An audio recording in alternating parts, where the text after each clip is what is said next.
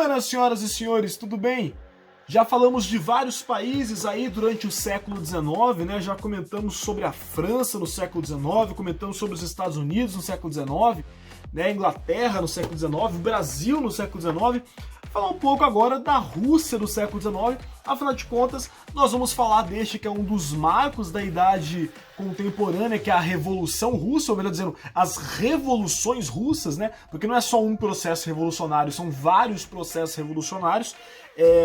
Mas para a gente entender a Rússia na Revolução, né, o que vai levar à Revolução, e as revoluções, melhor dizendo, nós temos que entender, ter uma ideia do que era a Rússia no século XIX. E o primeiro conceito que a gente vai ter para pensar na Rússia do século XIX é pensar que politicamente a Rússia era aquilo que nós chamamos de czarismo, né? Um império, a Rússia era um império russo, certo? Tanto que se você ler Império Russo ou Rússia, dá na mesma, né? A gente tá falando do mesmo país. E esse Império Russo era comandado por um czar. O imperador russo era chamado de czar, né? Derivação de César, né? Assim como a gente viu na Alemanha Kaiser, né? Que é uma derivação de César, czar é uma derivação de César também. Como é que é esse governo czarista? Né? É uma autocracia, num geral. Né? Num geral, é um governo autocrático, né? Ou seja, é um governo centralizado no grupinho que está no poder, no grupo familiar, muitas vezes, né? No nosso caso, nós vamos falar da dinastia Romanov, né? Você sabe, dinastia, um grupo familiar que se sucede no poder, né? De maneira hereditária.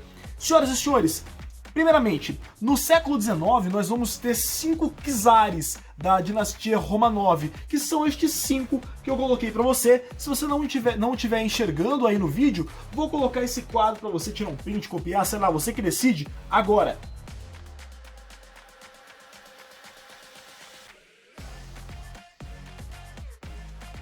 E os nossos 5 czares aqui estão.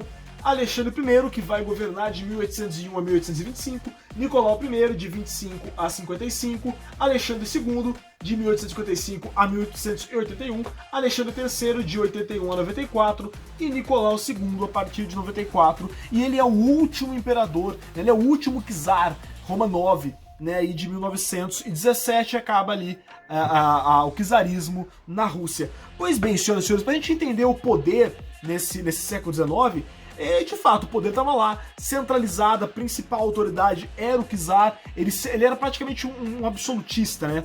Nesse governo. A justiça era ele, a cobrança de impostos passava por ele, né? Ele é a maior autoridade ali dentro do Império Russo. Agora, não governa sozinho, ele governa com o apoio de uma aristocracia rural, né? De uma nobreza rural. Afinal de contas, a Rússia, olha que curioso, né?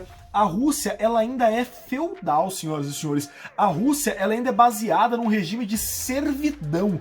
Olha que brisa, né? Se você pensar que aqui é o século XIX. No século XIX é o momento da expansão capitalista, né? É o momento da expansão industrial. A Inglaterra já está passando pela Revolução Industrial desde a segunda metade do século XVIII. Esse é o momento que a França, os Estados Unidos, né, a Alemanha, que vai nascer no século XIX, a Itália, que vai nascer no século XIX também, são países que já estão ali nessa corrida industrial, e a Rússia ainda é feudal, né? A Rússia é baseada num regime de servidão, com essa aristocracia, né, com essa nobreza rural ainda com uma grande base de apoio desse czar. A Igreja Ortodoxa também uma grande aliada do governo do czar, a Igreja Ortodoxa com a sede em São Petersburgo, que é uma grande aliada inclusive num processo que nós chamamos de russificação. Né, como você sabe, a Rússia é um império. O império domina várias regiões. E o que é russificação? É um processo de russificar. O que isso quer dizer, Isaac, russificar alguém? É impor, senhoras e senhores, impor o idioma, impor a cultura russa para as diversas etnias, para os diversos grupos étnicos que faziam parte desse Império Russo. Né? Tentar converter essas pessoas de outras religiões, de outras culturas, de outros idiomas a se incorporar a esse Império Russo. A Igreja Ortodoxa cumpre uma grande função nessa questão da russificação. Pois bem, senhoras e senhores, nos atendo aqui ao governo de Alexandre I, já falei para vocês, é um governo, né, baseado no poder real, baseado na força desse imperador, desse czar. Agora, durante o reinado de Alexandre I, vale lembrar, de 1801 a 1824, nós temos a figura de Napoleão Bonaparte, que tá metendo louco na Europa, né? Pode botar metendo louco na prova? Claro que não, feio. Né? Napoleão Bonaparte que tá ali conquistando vários territórios, mandando e desmandando na Europa. É no governo de Alexandre I, por exemplo, que nós temos o enfrentamento a Napoleão Bonaparte. Lembra que Napoleão decreta aquele bloqueio continental, né, dizendo que ninguém pode comercializar com a Inglaterra, senão ele invade, né, e domina? A Rússia enfrenta. A Rússia fala, olha, não vou parar de comercializar com a Inglaterra. Não tenho condição de parar de comercializar com a Inglaterra. A Inglaterra produz muitos produtos industriais, né? A Inglaterra tem coisas que eu preciso. Eu produzo grãos aqui, basicamente, né? Eu não vou parar de comprar da Inglaterra. O que Napoleão Bonaparte faz? Invade a Rússia no governo de Alexandre I, né? Que é o rei, o imperador, durante esse contexto das guerras napoleônicas, senhoras e senhores. E durante essas guerras napoleônicas, né, as tropas russas que enfrentam os exércitos de Napoleão começam a tomar conhecimento de uma coisa que estava rolando no restante da Europa, que são as ideias liberais, né? Aquelas noções liberais que tem o seu ápice ali na Revolução Francesa de 1789, né? Elas começam a chegar na Rússia. Aquela Rússia que era super centralizada na figura do czar, começa a Rússia a receber ideias liberais. Vai até surgir um grupo na Rússia chamado de inteligência, né? Que é um grupo que vai surgir dentro da Rússia com ideias revolucionárias, com ideias críticas ao czarismo, um grupo que evidentemente vai ser reprimido, né? Mas é reprimido principalmente no governo de Nicolau I, filho de Alexandre I. Senhoras e senhores, Nicolau I ele tem um apelido, ele é chamado de Czar de Ferro. Lembra quando nós falamos de Floriano Peixoto, né, o Marechal de Ferro, e eu disse pra vocês que ele era o Marechal de Ferro porque ele era repressivo? Né? Tá aí, ó. Por que você acha que Nicolau I era o Czar de Ferro? Porque ele era repressivo, né? Porque ele é um cara que reprime brutalmente várias revoltas. Tanto que o lema do governo dele, o lema que ele diz era autocracia, ortodoxia e nacionalismo. Né? Autocracia nesse sentido, né, de governo autocrático, ortodoxia, pensando na igreja ortodoxa, né? E quando ele fala de nacionalismo, é isso, nós vamos defender a Rússia acima de qualquer outra coisa. É interessante pensar nisso. Ele censura a imprensa, ele ameaça fechar as universidades e ele vai tomar a cabo ali um projeto de expansão da Rússia. A Rússia que tem interesse nos acessos ao mar Mediterrâneo, ao Mar Negro, e para chegar ao Mar Mediterrâneo e ao Mar Negro, ele tem que conquistar territórios. A Rússia não tem esses acessos, né? E vai entrar em confronto com o Império Turco-Otomano pela região da Crimeia, senhoras e senhores. De 1853 a 1856, perceba que vai acabar depois ainda do governo de Nicolau I, mas é ele que vai começar essa guerra. Nós temos a chamada Guerra da Crimeia, né, de 1853 a 1856. E essa guerra é meio que um marco pra gente, por quê? Porque até então fazia muito tempo que os Romanov não perdiam uma guerra. Fazia muito tempo que a dinastia dos Romanov não perdia uma guerra e vai perder. Né? Por que fazia muito tempo que eles não perdiam uma guerra? Ganharam de Napoleão, inclusive, como eu falei pra vocês, né?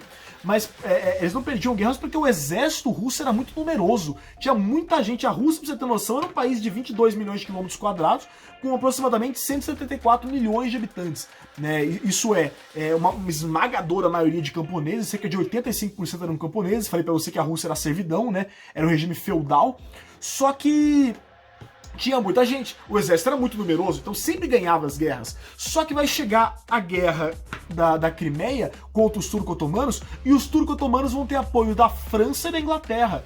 Então, são duas grandes potências industriais, e isso vai pesar muito. Vai pesar muito e a Rússia vai sair derrotada da guerra da Crimeia. Então é a primeira vez já que sobe um estalo na Rússia de que, olha, nós éramos mais numerosos, mas ainda assim perdemos a guerra, porque éramos inferiores do ponto de vista de tecnologia industrial, tecnologia bélica, de armamento, de guerra mesmo, né? Então quer dizer, senhoras e senhores, vai acompanhando comigo aqui, Quando chega Alexandre II no poder, Alexandre II vai adotar uma identidade um pouco mais liberal em relação ao seu pai. Alexandre II, que já vai ser czar quando acaba a Guerra da Crimeia, percebe que a Rússia perde por conta da insuficiência técnica frente à França e Inglaterra, e até o Império Turco-Otomano, de certa forma, e resolve modernizar a Rússia, resolve trazer influências liberais do ponto de vista econômico, isso é, começa a investir lentamente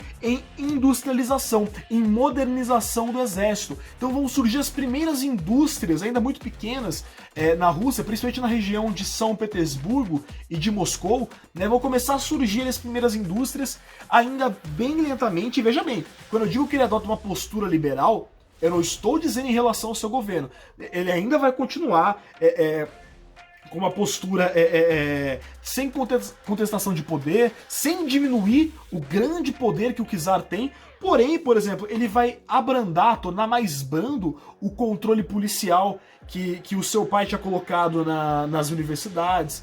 Ele vai acabar com a censura à imprensa. Nicolau I foi um cara que censurou a imprensa, por exemplo. E ele adota essa postura liberal, o Alexandre II, muito porque acabou de acontecer na Europa aquilo que nós chamamos de Primavera dos Povos. Na Primavera dos Povos, uma série de revoltas que explodem pela Europa, que vão contestar o antigo regime, né, que vão contestar aquela noção do absolutismo, do mercantilismo, que vão contestar tudo que era antigo. Né? A Primavera dos Povos vai defender, sobretudo, o nacionalismo, certo? O socialismo no sentido de ter preocupação social, não no sentido marxista ainda, certo? E por último, nacionalismo, socialismo e o liberalismo. Ou seja, o que Alexandre II está fazendo, na verdade, senhoras e senhores, é dar uma acalmada na situação. Só que isso vai fazer com que grupos de oposição comecem a crescer dentro da Rússia. Vários grupos de oposição começam a crescer, vários atentados contra o governo começam a acontecer, e num destes atentados, senhoras e senhores, só pra gente ter uma noção, Alexandre II morre em 1881, ele é assassinado num desses atentados. Então o seu filho, Alexandre III, assume. Perceba que ele fica muito pouco tempo no poder, né, de 81 a 1894, e ele fica esse pouco tempo porque ele tem uma doença gravíssima e acaba morrendo. E nesse meio tempo aí, nesse pouquinho tempo que ele fica no poder, é um governo absurdamente repressor, autoritário. Então perceba, quando morre Alexandre III, quem assume é Nicolau II, o último imperador, o último czar da dinastia dos Romanov, que eu falei pra vocês. É um papo que eu vou contar no próximo vídeo, né? Nicolau II eu vou explicar melhor no próximo vídeo. Agora, eu espero que você entenda uma coisa.